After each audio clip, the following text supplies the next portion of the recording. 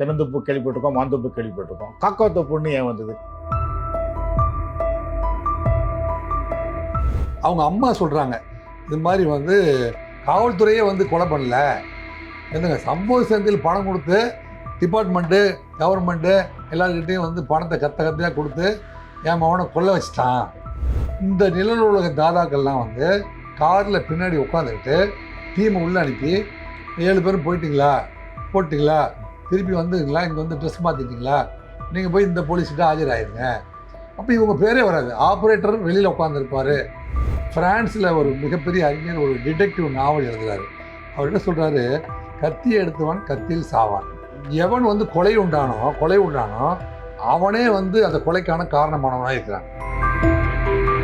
இப்போ ஆம்ஸ்ட்ராங் கொலை வழக்கு சம்மந்தப்பட்ட டீமால தான் அவர் என்கவுண்டர் பண்ணப்பட்டிருக்கார். ஏற்கனவே ஆம்ஸ்ட்ராங் கொலை வழக்கு சம்மந்தப்பட்டிருக்கிற சம்பவ செந்தில் இவரை கொலை பண்ண முயற்சி பண்ணியிருக்கார். ஆம்ஸ்ட்ராங் கொலை வழக்கில் இருக்கிற நாகேந்திரனோட சீடராக இருக்கார். ஸோ பல வகைகளில் இவர் ஆம்ஸ்ட்ராங் கொலை வழக்கோடு சம்மந்தப்பட்டிருக்கார். ஸோ இந்த என்கவுண்டருக்கும் ஆம்ஸ்ட்ராங் கொலை வழக்குக்கும் சம்மந்தம் இருக்கும்.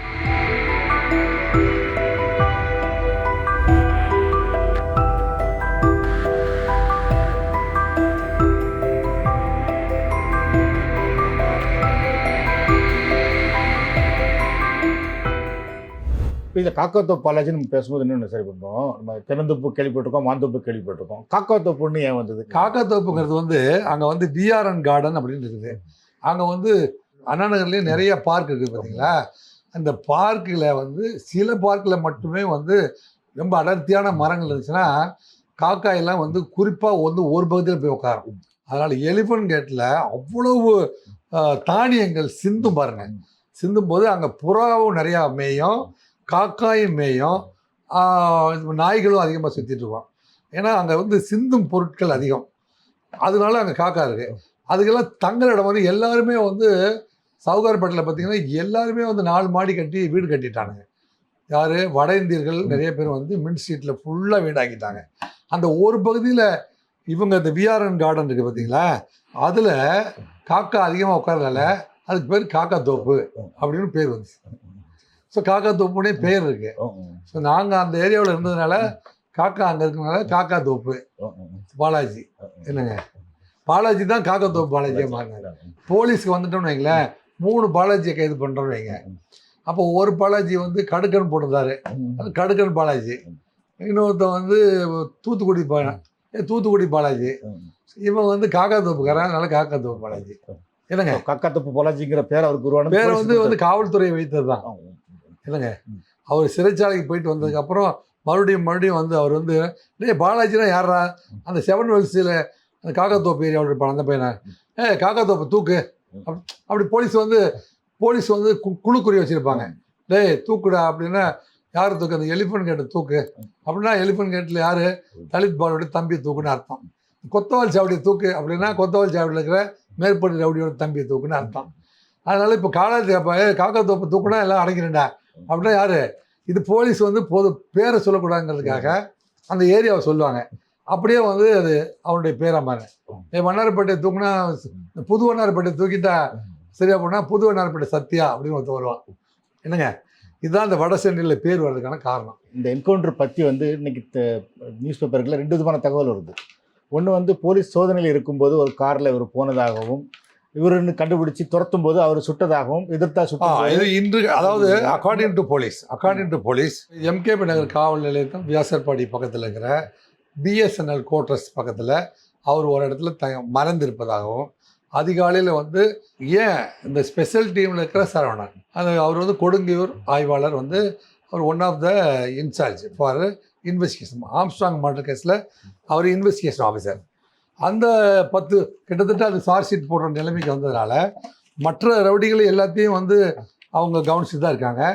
அப்படி கவனத்தில் எடுத்துக்கொண்டு தேடுகிற போது காவல்துறைக்கு கிடைத்த தகவல் வந்து இவர் வந்து காக்காத்தோப்பு பாலாஜி வந்து அவர் ஏராளமான வெடிகுண்டுகளை, கணக்கில் நடக்காத துப்பாக்கிகளை, என்னங்க ஆயுதங்களை அத்தனையும் வந்து கையாளக்கூடிய தகுதி படுத்தவர்.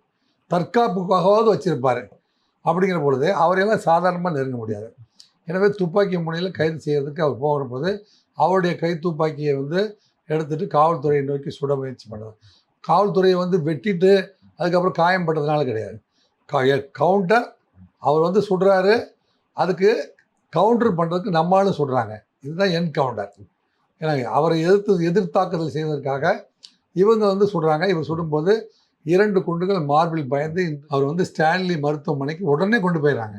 கொண்டு போய் அங்கே போய் பார்க்கும்போது அவங்க வந்து பிராட் டெட் சொல்லிடுறாங்க. ஸோ காவல்துறை காப்பாற்றுறதுக்கு முயற்சி பண்ணியிருக்காங்க. அவங்க முயற்சி பண்ணும் பொழுது அவர் இறந்து போயிட்டார். அவங்க அம்மா சொல்கிறாங்க, இது மாதிரி வந்து காவல்துறையே வந்து கொலை பண்ணல, என்னங்க சம்பவ செந்தில் பணம் கொடுத்து டிபார்ட்மெண்ட்டு கவர்மெண்ட்டு எல்லாருக்கிட்டையும் வந்து பணத்தை கத்தையாக கொடுத்து என் மகனை கொல்ல வச்சிட்டான் அப்படின்னு சொல்கிறாங்க. இது மட்டும் சொல்லாமல் தாடி சுரேஷ், பொக்கரவி எல்லாம் வந்து என் பையனுடைய ஃப்ரெண்ட்ஸு 5 பேர்த்த வந்து கொலை பண்ணிட்டான். அந்த சம்பவ செந்தில் அந்த அம்மா சொல்கிற இன்ஃபர்மேஷனில் சம்பவ செந்திலுடைய ஒரு பொண்டாட்டி இங்கே தான் இருக்கா, இன்னொரு பொண்டாட்டி அங்கே இருக்கா, எங்கே இருக்கா, கொடுங்கூர் தான் இருக்கா, கொடுங்கூரில் அந்த வடக்கு தெருவில் இருக்கா. ஏன் இவளுகளெல்லாம் போய் விசாரிக்கல? போலீஸ்க்கு வந்து அந்த அம்மா லீட் கொடுக்குறாங்க, சம்பவ செந்தில் எங்கே இருப்பார் அப்படின்ட்டு. கண்மணி இப்போ வந்து ஓப்பன் பிளேஸில் லீடாக கொடுக்குறாங்க. ஏன் வந்து என் பையனை மட்டும் இவ்வளோ கண்டுபிடிச்சாங்கல்ல, சம்பவ செந்திலுடைய வீடு இங்கே தான் இருக்குது, அவன் ஒய்ஃப் இங்கே இருக்கா, பெரிய வீடு இங்கே இருக்குது, சின்ன வீடு கொடுங்கூரில் வடக்கு தெருவில் இருக்குது, ஏன் அந்த வீட்டுக்கெல்லாம் போக மாட்டேங்கிறாங்க போலீஸ் அப்படின்னு அந்த அம்மா கேட்குறாங்க. ஸோ இந்த அம்மா கொடுக்குற தகவலே வந்து கிட்டத்தட்ட சம்பவ செந்தில் எங்கே இருக்காரு அப்படிங்கிறத சொல்கிற அளவுக்கு தகவல்கள் இருக்குது. அவங்க அம்மா சொல்கிறாங்க, அவன் திருந்தி வாழ்றன்னு எழுதி கொடுத்துட்டான். அப்புறம் விழுப்புரத்தில் ஏன் சம்பவத்துக்கு போனான் அப்படின்னு கேட்டால், விழுப்புரம் சம்பவம் எனக்கு வெளியூர் நடந்தாலும் தெரியாது அப்படின்னு சொல்கிறாங்கன்னு வைங்களேன். இந்த விழுப்புரம் சம்பவம் நடந்து எவ்வளோ நாள் ஆச்சு சார்? விழுப்புரம் சம்பந்தம் வந்து ஒரு வருஷம் அது குண்டாஸ் போயிட்டு இப்போ தான் வெளியில் வராங்க. இல்லைங்க, அவர் 12 முறை வந்து குண்டாஸ் போடுறாங்க அப்படின்னா வெளியில் இருந்தாலே சம்பவங்கள் நடந்துகிட்டே இருக்குது. சம்பவத்துக்கு பின்னணியில் இப்போலாம் இவங்களாம் வந்து இந்த ஆஜர்படுத்தப்பட்ட குற்றவாளிகள் அப்படின்னு ஒரு சாப்டர் இப்போ இந்த டிகேடில் வந்து ரொம்ப ஸ்பெஷலி வந்து கவனிக்க வேண்டிய விஷயம் என்னென்னா, இந்த நிலநூலக தாதாக்கள்லாம் வந்து காரில் பின்னாடி உட்காந்துக்கிட்டு டீமை உள்ளே அனுப்பி 7 பேரும் போட்டிங்களா, திருப்பி வந்துங்களா, இங்கே வந்து ட்ரெஸ் மாற்றிட்டிங்களா, நீங்கள் போய் இந்த போலீஸ்கிட்ட ஆஜராயிருங்க. அப்போ இவங்க பேரே வராது, ஆப்ரேட்டர் வெளியில் உட்காந்துருப்பார் அப்படிங்கிறத வந்து இந்த ஆட்கள்லாம் வந்து வெளி உலகத்துக்கு சொல்லியிருக்காங்க. ஸோ தமிழக முதல்வர் கூட இந்த மாதிரி வந்து ஆப்ரேட்டர்ஸ் வெளியில் இருந்துட்டு, இல்லைங்க இந்த மாதிரி வந்து எந்த தலைவர்களை வேணாலும் கொலை பண்ணக்கூடிய அளவுக்குலாம் வந்துட்டாங்க அப்படிங்கிறது கிட்டத்தட்ட முதல்வருக்கு தெரிஞ்சிருச்சு. அதனால தான் அந்த சிஸ்டத்தை நம்ம திரும்பி வேண்டுகோள் கொடுத்தது. இது போல் வந்து ஆர்கனைஸ்டு மர்டர் பண்ணுற கூலிக்கு கொலை செய்கிறவர்கள், கூலிப்படை கொலை, எனக்கு ஆஜர்படுத்தப்படுத்த குற்றவாளிகளை ஆஜர்படுத்திட்டு பின்னாடி தாதாக்கள் வந்து ரொம்ப கோடிகளோட பொருள் வாழ்கின்றால் அவர் யாரை வேணாலும் கொலை செய்ய தயங்க மாட்டார்கள். எனவே இந்த கலாச்சாரத்துக்கு முற்றுப்புள்ளி வைக்கணும். இந்த கலாச்சாரத்துக்கு இதில் வந்து சம்பவ செந்தில் டீம் என்று நம்ம குறிப்பிட வேண்டாம், அல்லது காக்காத்தோப்பு பாலாஜியுடைய டீமா நாகேந்திரன் டீமா, அத்துணை பேருக்கும் என்னுடைய வேண்டுகோள் என்னவென்றால், ஏன்னா அடித்தடினா ஒரு கர்ச்சிப்பை வச்சு அடிச்சுக்கோ, ஒரு ஸ்கேலை வச்சு அடிச்சுக்கோ, அவ்வளோதான் பர்மிஷன். என்னங்க நீங்கள் வந்து கத்தியை எடுத்தாவே ஆர்ம்ஸ் ஆக்ட் போட்டுறணும், எவனாக இருந்தாலும் போட்டுறணும். ரொம்ப கத்தி எடுத்தால் அப்புறம் இந்த மாதிரியெல்லாம் கூட நடக்கும்னு வைங்களேன். ஃப்ரான்ஸில் ஒரு மிகப்பெரிய அறிஞர் ஒரு டிடெக்டிவ் நாவல் எழுதுகிறாரு. அவர் என்ன சொல்கிறாரு, கத்தியை எடுத்தவன் கத்தியில் சாவான். எவன் வந்து கொலை உண்டானோ அவனே வந்து அந்த கொலைக்கான காரணமானவனாக இருக்கிறான். பல நேரங்களில் இவன் 10 பேர்த்த கொலை செஞ்சுருக்கிறான், இவனை நேராக போய் பிடிக்க முடியாத அளவுக்கு இருக்கிறான், வேறு வழியே இல்லை. அப்படிங்கிற போது போலீஸ் சுட்டு பிடிக்க வேண்டியிருக்கு. அப்போ கொலை உண்டவர்கள் எப்பொழுதுமே தன் கொலைக்கு தானே காரணமாக இருக்கிறார்கள் அப்படின்னு அது இந்த டிடெக்டிவில் வந்து victim is cause of murder. அப்போ கொலையுண்டவன் எப்படா வந்து கொலைக்கு காரணமாக இருக்கான்னா வேறு வழியே இல்லை அப்படின்னு ஒரு சூழ்நிலையை நீ வந்து வெளி உலகத்தில் ஏற்பாடு பண்ணிட்டு உன்னை போடுறது தவிர வேறு வழி இல்லை. அப்படி தான் கொலையும் நடக்குது, என்கவுண்டரும் நடக்குது. ஆம்ஸ்ட்ராங் கொலை வழக்கில் சம்மந்தப்பட்ட டீமால் தான் அவர் என்கவுண்டர் பண்ணப்பட்டிருக்கார். ஏற்கனவே ஆம்ஸ்ட்ராங் கொலை வழக்கில் சம்மந்தப்பட்டிருக்கிற சம்பவ செந்தில் இவரை கொலை பண்ண முயற்சி பண்ணியிருக்கார். ஆம்ஸ்ட்ராங் கொலை வழக்கில் இருக்கிற நாகேந்திரனோட சீடராக இருக்கார். ஸோ பல வகைகளில் இவர் ஆம்ஸ்ட்ராங் கொலை வழக்கோடு சம்மந்தப்பட்டிருக்கார். ஸோ இந்த என்கவுண்டருக்கும் ஆம்ஸ்ட்ராங் கொலை வழக்குக்கும் சம்மந்தம் இருக்கா? இன்னைக்கு காலையில் 5 மணிக்கு பிடிச்சிருக்காங்க. பிடிக்கும் போதே வந்து நடந்துருச்சு. அதாவது எப்போவுமே வந்து பிடித்து விசாரித்து ஸ்டேட்மெண்ட் வாங்கிட்டு அதுக்கப்புறம் வந்து இவர் இந்த வழக்கில் தேடணும், இவர் இந்த மாதிரி சொன்னார் அப்படின்னு சொன்னார். பிடிக்கும் போதே சண்டை ஆகி போச்சு அப்படிங்கிறது தான் இப்போ பிரச்சனை. அதனால் இவர் வழக்கூட தொடர்பு இருந்தார் அல்லது இல்லை, அல்லது ஏற்கனவே கைது செய்யப்பட்ட குற்றவாளிகள் காக்காத்தோப்பு பாலாஜியுடைய கான்ட்ரிபியூஷன் பணம் கொடுத்தவர்கள், வண்டி கொடுத்தவர்கள், வெடிகுண்டுகளை கொடுத்தவர்கள், கைத்துப்பாக்கியை கொடுத்தவர்கள், இந்த டீம்களே வந்து அறிமுகப்படுத்தி வைத்தவர்கள். இதில் எந்த ரோலாவது ஒரு பண்ணியிருக்கிறாரா அப்படிங்கிறது வந்து காவல்துறை நாளைக்கு சொல்லும். ஏன்னா இப்போ அவங்க வந்து ஒரு தீவிர முக்கிய விசாரணையில் இருக்கிற பொழுது அது சம்மந்தமான ஒரு யூகத்தை நம்ம வந்து வைத்தோமானால் அது நாளைக்கு வேறு வழியாக ட்ராவல் பண்ணிச்சுன்னா சரியாக வராது. ஸோ ஒரு என்கவுண்டர் பண்ணி தான் பிடிக்க வேண்டிய சூழ்நிலையில் உள்ள ஒரு கைதியாய் அவர் மாறிவிட்டார். என்னங்க, காவல்துறைக்கு வேறு வழி இல்லை. தமிழ்நாட்டிலே வந்து மின்ட் ஸ்ட்ரீட் அப்படின்னு ஒன்று கேள்விப்பட்டீங்க இல்லையா? அது வந்து ஜென்ரல் ஹாஸ்பிட்டலில் அந்த போஸ்ட்மார்ட்டம் ரூம் இருக்குது பாருங்க, அதுக்கு நேராக ஆரம்பிக்கும். நம்ம சென்ட்ரல் ரயில்வே ஸ்டேஷன் பக்கத்தில் இருக்கிற ஜிஹெச்ல இருந்து அந்த போஸ்ட்மார்ட்டம் ரூமுக்கு முன்னாடி ஆரம்பிக்குது. அது வந்து மின்ட்டில் போய் முடியுது அந்த ரோடு. அதுக்கப்புறம் பிராட்வே ரோடும் அப்படி சுற்றி வந்து மின்ட்டில் தான் முடியும். ஸோ இந்த 2 ரோடும் வந்து அங்கே மீட் பண்ணுற இடத்துல 7 கிணறு போலீஸ் ஸ்டேஷன், ஃபஸ்ட்டு வந்து C1 பூக்கடை போலீஸ் ஸ்டேஷன் வருது. ஏன்னா நான் வந்து அந்த ஏரியாவில் 6 ஆண்டுகள் வந்து பூக்கடை காவல் நிலையம், என்னங்க பூக்கடை காவல், கொத்தவால் சாவடி காவல் நிலையம், எலிஃபென்ட் கேட் காவல் நிலையம் மற்றும் ஹார்பர் அசிஸ்டன்ட் கமிஷனர் ஆக இத்தனை வருடங்கள் வந்து அந்த பகுதியில் நான் வேலை பார்த்துருக்கனால காக்கோத்தோப்பு பாலாஜியை பற்றி எனக்கு எல்லா விவரமும் தெரியும். ஏன்னா நான் எலிஃபென்ட் கேட்டில் இருந்திருக்கேன், அவங்க ஊர் 7 வெல்ஸ்லேயும் நான் இருந்திருக்கேன். அந்த வழக்குகளில் வந்து அவங்க சிறு வழக்குகள் விசாரிக்கும் போது நான் அவனெல்லாம் பார்த்துருக்கேன். ஆக இதில் என்னென்னா C1 போலீஸ் ஸ்டேஷனில் பந்தர் கார்டன் ஸ்ட்ரீட் இருக்குது, குடோன் ஸ்ட்ரீட் இருக்குது, பெருமாள் முதலி ஸ்ட்ரீட் இருக்குது. இந்த மாதிரி ஸ்ட்ரீட்லாம் வந்து வளையல் கொண்டு வர்றவங்க, பெரிய பொட்டு அலங்கார பொருட்கள் இதெல்லாம் வந்து அன்டைமில் கொண்டுட்டு வந்து இறக்கிறதுக்கு வர்றாங்க பார்த்தீங்களா?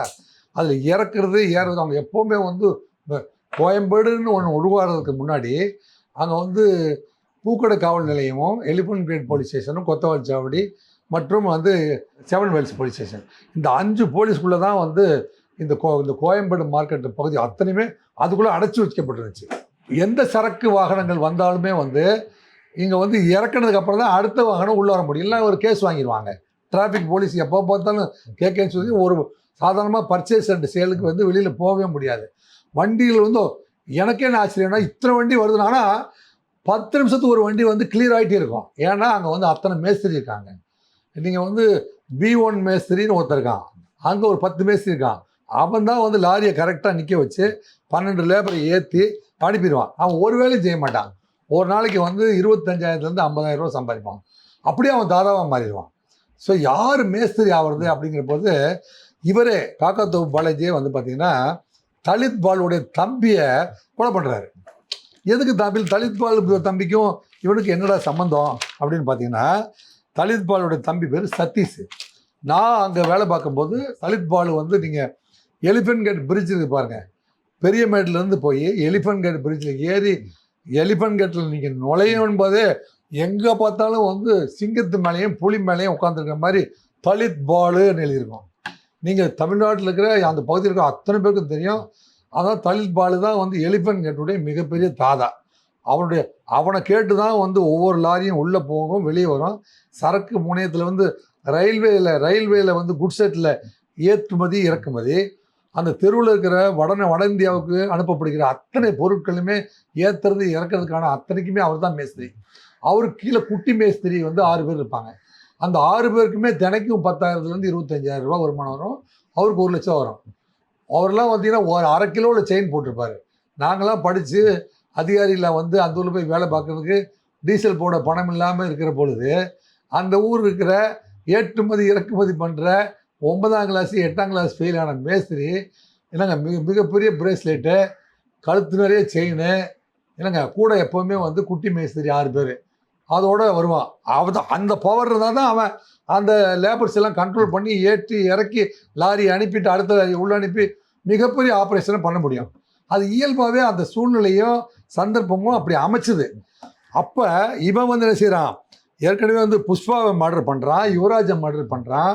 பண்ணிவிட்டு அவனுடைய லிமிட்டை வந்து வடசென்னை முழுவதுக்கு நம்ம எடுத்த இப்போவே இவ்வளோ பணம் வருது, வடசென்னை முழுவதுக்கு எலிஃபென்ட் கேட் வரைக்கும் எடுத்துகிட்டு அப்படி மின்ட் ஸ்ட்ரீட் இங்கே ஆரம்பித்து பூக்கடை போலீஸ் ஸ்டேஷன், அடுத்தது எலிஃபென்ட் கேட் போலீஸ் ஸ்டேஷன், அப்புறமேல கொத்தவால் போலீஸ் ஸ்டேஷன் கொஞ்சம், அப்புறம் இது 7 வெல்ஸ் போலீஸ். இவங்க 5 பேரும் பங்கு பிரிச்சுக்குவாங்க. அந்த பங்கு பிரிக்கிற போது தலித் பாலுக்கு ஏரியாவுக்குள்ளே, ஏன்னா எலிஃபென்ட் கேட்டுக்குள்ளே 7 மைல்ஸ்லேருந்து உள்ளே வர்றதுக்கு ட்ரை பண்ணுறான் பாருங்க. அதுக்கு தடையாக இருக்கிறான் தலித் பாலோட தம்பி சதீஷ். தன்னுடைய ஆளுமையை வந்து எக்ஸ்டெண்ட் பண்ணுறதுக்காக தான் அவனையும் போடுறான். அவனையும் போடும்போது தான் தலித் பாலு தம்பியவே போட்டானே அப்படின்னா அவன் தான் பெரிய ஆள். அவன் தான் பெரிய ஆளுன்னு அனௌன்ஸ் பண்ணிட்டு நான் மணல்மேடு சங்கர் கூட இருக்கிறேன் அப்படின்னு இருக்கிறான். மணல்மேடு சங்கர்னு சாதாரணமெல்லாம் நினைக்க முடியாது. மணல்மேடு சங்கர் வந்து திருச்சியிலேருந்து நாகப்பட்டினம் வரைக்கும் தன்னுடைய கண்ட்ரோலில் வச்சுருந்தாரு. இவனுக்கு வட மாநிலத்துடைய ஆப்ரேட்டரோ இதில் 10 மடங்கு கெட்டிக்காரன்.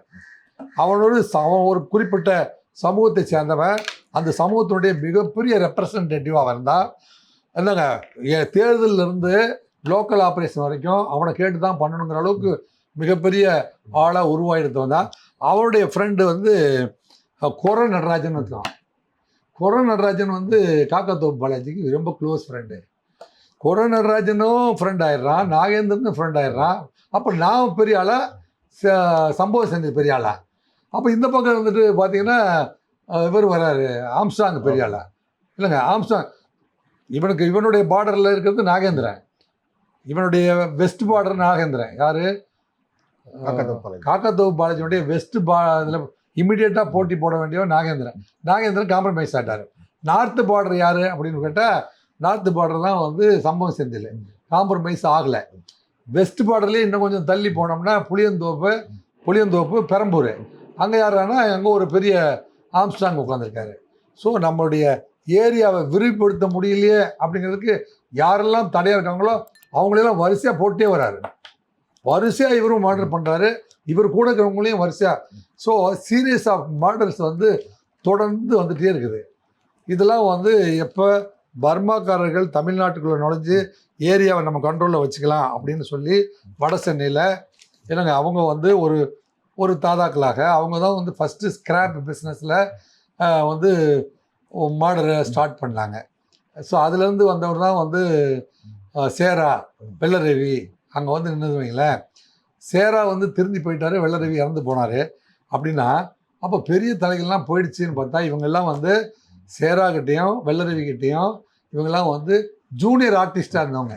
என்னங்க, அவங்களாம் அப்படியே பின்னாடி வந்து கேஸ் வாங்கி பெரிய தலை ஹெட் குவார்ட்டர்ஸ் ஒரே ஒரு தலை இருக்கார் நாகேந்திரன்.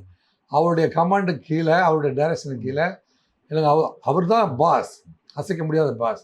அவர் சொல்கிறத வந்து இவங்கெல்லாம் கேட்டு வட சென்னையில் இது வரைக்கும் நீ வச்சுக்க, அதோட அவன் இருந்துக்கிட்டோம், இவங்கெல்லாம் வம்புக்கெல்லாம் போகாத, இந்த பஞ்சாயத்தில் எங்கே முடியும் அப்படின்னா அது அங்கே முடியும். ஸோ அசைக்க முடியாத நிழல் உலக தாதாக்கள் வந்து இவங்க நினச்சிருக்காங்க நம்ம எம்எல்ஏ ஆகிட்டோம், ஏரியா நம்பளுது, நான் எம்பி ஆகிட்டேன், ஏரியா நம்பளுதுன்னு சொல்லிட்டு இவங்களாம் அண்ணா நகரில் குடியிருந்துட்டு சும்மா என்றைக்காவது வாரத்துக்கு ஒரு தடவை போயிட்டு வந்துட்டுருது. ஆனால் உண்மையாலுமே ஆட்சியாளர்களாக இருக்கிறது யார்? வட சென்னையில் இவங்க தான், இந்த 10 பேர் தான். இந்த வட சென்னையையும் கிட்டத்தட்ட திருச்சி, மதுரை, என்னங்க மதுரையில் வந்து பண்ணுற எல்லா கொலைகள் யாரெல்லாம் வந்து எந்த துப்பாக்கிகளை கொண்டு சப்ளை பண்ணாங்க, தூத்துக்குடியில் வந்து துப்பாக்கி தொழிற்சாலையே வைக்க ஆரம்பிச்சிட்டாங்க. என்னங்க, அத்தனைக்கும் இவர் வந்து தெரிந்தவர் நண்பர். இவர் டிடிவி தினகரனோட எந்த வகையில் சம்மந்தப்பட்ட? டிடிவி தினகரனுக்கு வந்து வட சென்னையில் அவர் புதுசாக வந்து ஆர்கே நகர் தொகுதியில் ஒரு எலெக்ஷனில் நிற்கிறாரு. எலெக்ஷனில் நிற்கும் போது வட சென்னை யார் கையில்? ஸோ டிடிவி தினகரன் அந்த இடத்துல இவர் ஆளுன்னு நான் தான் வட சென்னைக்கு இன்சார்ஜ் அப்படின்னு அவர் டிக்ளேர் பண்ணி வச்சிருந்ததுனால ஆட்டோமேட்டிக்காக டிடிவி தினகரன் வந்து அவனை கூப்பிடு, இந்த 20 ரூபா டோக்கனை வந்து எல்லாருக்கிட்டையும் சேர்த்துடணும். அதில் வந்து இந்த எலெக்ஷன் விஜிலன்ஸ் ஆஃபீஸர் இருக்காங்க பார்த்தீங்களா, எலெக்ஷன் விஜிலன்ஸ் ஆஃபீஸர்ஸ் யார் கண்ணிலையும் போடாமல் இந்த டோக்கன் அது நான் 50 ஆள் வச்சு நான் பண்ணிடுறேன்னு சொல்கிறாரு. அப்போ வெஹிக்கிள் செக் பண்ணும்போது இவருடைய ஃப்ரெண்டு யார், காக்காத்தோப்பு பாலாஜியுடைய ஃப்ரெண்டு வந்து ஒரு செக் போஸ்ட்டில் மாட்டிக்கிறாரு. மாட்டினோடனே 2 போடு போட்டோடனே அவர் வந்து டிசி ஜெயக்குமார் அப்படின்னு இருந்தார். அவருக்கு எல்லா ரவுடிகளையும் தெரியும். ஜெயக்குமார் வந்து கண்ட்ரோல் ரூமில் இருந்தார். வட சென்னையில் வந்து இந்த மாதிரியான பூட்லெக்கர்ஸ் ஆப்ரேஷன் அவங்களை கண்டுபிடிக்கிறதுல வந்து சிறப்பு புலனாய்வு அதிகாரியாக வந்தார். அதனால அப்படின்னா பாலாஜி தான் இந்த மாதிரி அண்டர் கிரவுண்டில் பண்ணுறானா அப்படின்னு சொல்லிட்டு அப்போ பாலாஜி எங்கே இருக்கான்னு கேட்டு 2 பேரையும் கொண்டு வந்து தூக்கிட்டு வந்து அவர் பண்ணலாம். அதனால தான் இந்த 20 ரூபா டோக்கன் கொடுத்தவங்கலாம் மறுபடியும் போய் பணமே போய் சேரல, ஏமாத்திட்டாங்க. இந்த ஆப்ரேஷன் பாதியிலே பிடிக்கிட்டு போயிடுச்சு. இவர் அரெஸ்ட் பண்ணதுனால இந்த ஆப்ரேஷன் பாதியிலே பிடிக்கிட்டு போயிடுச்சு. தினகரன் அங்கேருந்தே வந்து தேவையில்லாத கெட்ட பேருக்கு உருவாகி அவர் வந்து தினகரன் வந்து அப்படி ஆகிப்பட்டாருங்களே. ஆனால் தினகரன் வெற்றி பெற்ற போதிலும் பேர் கெட்டு போச்சு, பணம் போய் சேராததுக்கு அந்த டீமை ஓட விட்டதுக்காக தான் காரணம். நீங்கள் சொல்லும்போது சொன்னீங்க சார், அருண் பொறுப்பெடுத்த பிறகு வந்து அரசுக்கு நல்ல பேரை சம்பாதிச்சு கொடுப்பேன், சரி ஆப்ரேஷன் பண்ணுவேன் அப்படின்னு சொன்னார். இந்த என்கவுண்டருக்கு தொடருமா? இல்லை, என்கவுண்டர் அப்படிங்கிறது வந்துங்க இந்த விசாரணையில் ஒரு பகுதி. என்கவுண்டரே பண்ணணும், கொலை நோக்கத்தோடவே வந்து காவல்துறை போகுது அப்படின்னு சொல்கிறத நான் ஒருபோதும் என்னால் ஏற்க முடியவில்லை. இது வந்து இது போன்ற A+ குற்றவாளிகளை வந்து கைது செய்யறதுக்காக காவல்துறை செல்கிற பொழுது வெறுங்கையோடு செல்ல முடியாது. பயங்கர ஆயுதங்களை கையாண்டு அவர் வந்து பல சம்பவங்களை நிகழ்த்தியிருக்கிறாரு.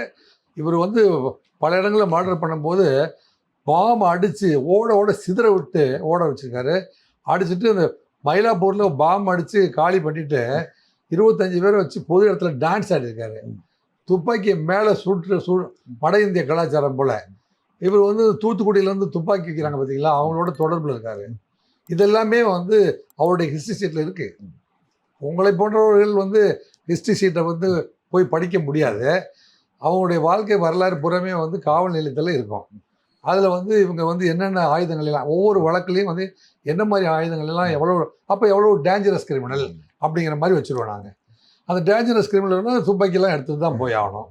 அப்போ எடுத்துகிட்டு போகும்போது டக்குன்னு அவன் எடுத்துட்டான்னு வைங்களேன், வேறு வழி இல்லை. Police also a force. அதையே அதை பொதுமக்கள் புரிஞ்சுக்கணும். Police is not a office, police force அதுக்கு பேர். ஃபோர்ஸ்னால் அவங்க துப்பாக்கி கத்தி எல்லாம் துப்பாக்கி லத்தி அத்தனையும் கொடுத்து அவங்கள ஆப்ரேட் பண்ண சொல்லியிருக்காங்க. அந்த ஆப்ரேஷன் நடக்கிற நிகழ்வுகள் என்ன, ஏன்னா ஆப்ரேட் பண்ணுற ஆள் அப்படி, அதனால் அது நிகழ்வுகள்லாம் தவிர்க்க முடியாது. ஆனால் பொதுவாக இந்த மாதிரி என்கவுண்டரில் நடக்கும்போது அதுக்கு பிறகு குற்றங்கள் குறையுதா? வந்து ரவுடிகள் வந்து கொஞ்சம் ஒதுங்கி இருக்காங்களா? இல்லை, இப்போ இது 75 வழக்குகளையும் வந்து சாட்சி சொல்ல யாரும் வரமாட்டாங்க. இவர் வந்து வாழ்க்கையில் வந்து அவங்க அம்மா சொல்கிறாங்க, கண்மணி சொல்கிறாங்க 5-6 வருஷமாக எதுவும் செய்யறதில்லைன்னு. காவல்துறையை பொறுத்த வரைக்கும் இந்த சம்பவம் அந்த சம்பவத்துக்கு அவர் வந்தார். ஆனால் அவருடைய ஆள் ஆஜர்படுத்தப்பட்ட குற்றவாளிகள் கேஸில் போயிட்டாங்க, ஆனால் ஆப்ரேட் பண்ணது இவர் தான் அப்படிங்கிற செய்திகள்லாம் காவல்துறைக்கு வந்துடும். அந்த செய்திகள் அடிப்படையில் தான் இந்த மாதிரி முடிவுலாம் எடுக்க வேண்டியிருக்கும். அவங்க அம்மாவோட பேட்டி இப்போ பார்த்தோம் சார். வந்து அவங்க அதில் சொல்கிறாங்க வந்து சம்பவ செந்திலுக்கு எதிரி காக்கா தப்பாலாஜி அவரோட நண்பர்கள் எல்லாத்தையுமே சம்பவ செந்தில் போட்டுகிட்டே இருக்காங்க. வந்து இப்போ போலீஸ் காக்கா தப்பாலாஜி என்கவுண்ட் பண்ணியிருக்காங்க, இது சம்பவ செந்திலுக்காக செய்யப்பட்டதுன்னு சொல்கிறாங்க. வந்து இப்போ சம்பவ செந்திலுக்காக போலீஸ் பணம் வாங்கிட்டு செஞ்ச கொலை அப்படின்னு சொல்கிறாங்க. அவங்க ஒரு குற்றச்சாட்டை வைக்கிறாங்க வந்து அப்படின்னு சொல்கிறாங்க. இப்போ இவரை என்கவுண்டர் பண்ணதுனால சம்பவ செந்தில் இன்னும் ஸ்ட்ராங் ஆகிட மாட்டாரா? இல்லை, அந்த அம்மா கண்மணி அம்மா சொல்லும் பொழுது தாடி சுரேஷை வந்து சம்பவ செந்தில் தான் கொலை பண்ணார். பொக்கரவியை அதுவும் இல்லாமல் 5 கொலைகளை வந்து அவர் பண்ண அத்தனையிலையும் வழக்கு பதிவு செய்து குற்றவாளி யாருன்னு தெரியாமல் இருக்குது. இப்போ இந்த அம்மாவே வந்து கேட்டால் எல்லாத்தையும் சொல்லுவாங்க.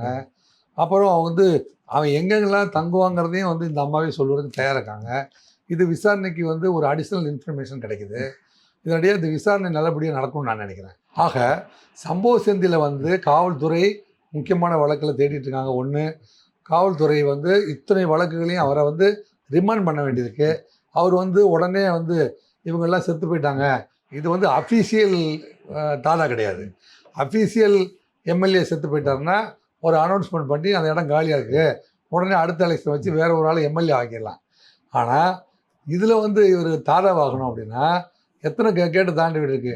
காக்கா தோப்புக்கு பாலாஜிக்கு ஃபாலோவர்ஸ் இருக்காங்க, சிடி மணிக்கு ஃபாலோவர்ஸ் இருக்காங்க.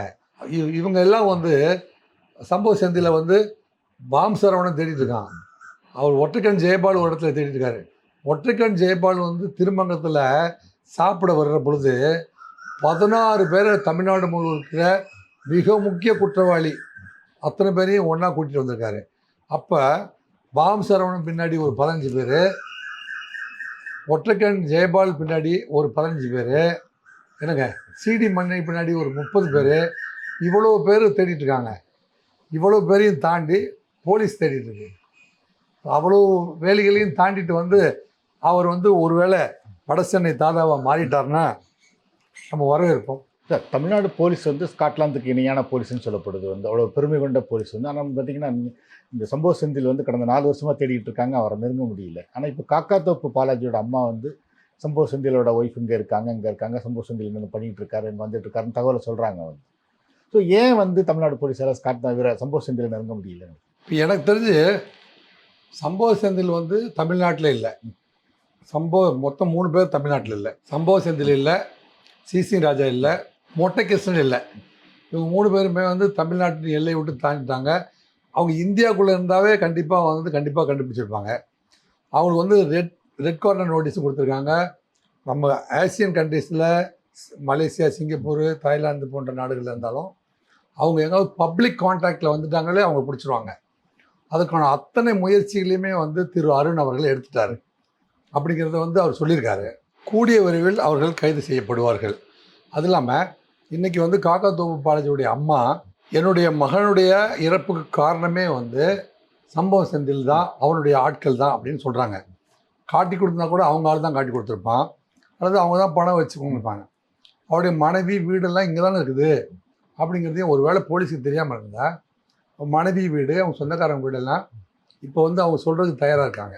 அவருடைய மனைவி இல்லாமல் துணைவி இருக்காங்க இல்லையா, துணைவியும் வந்து எங்கே இருக்காங்கிறதையும் அவங்க அம்மா சொல்லிட்டாங்க. அப்போ மனைவி, துணைவி, அவங்க உறவினர்கள் அத்தனை பேரையும் கண்டிப்பாக வந்து காவல்துறை விசாரணை வளையத்துக்குள் கொண்டு வந்துவிடும் என்று நம்புகிறேன். இது ஓரளவு அடிஷனலாக வந்து அந்த ஸ்பெஷல் டீமுக்கு இன்ஃபர்மேட்டிவான வந்து நாங்கள் வந்து போலீஸ் பல்வேறு இடங்களில் வந்து நாங்கள் தகவல்களை சேகரிக்கிறோம். இது எங்களுக்கு ஒரு அடிஷனல் இன்ஃபர்மேஷன். அவங்கள கூப்பிட்டு விசாரிக்கிறதுல ஒருவேளை எந்த கண்ட்ரிக்கு அவங்க போயிருக்காங்க, அது எந்த ஏரியாவில் இருக்காங்கிறத இன்ஃபர்மேஷன் கிடச்சதுன்னா உடனடியாக கண்டிப்பாக கைது செய்வாங்க.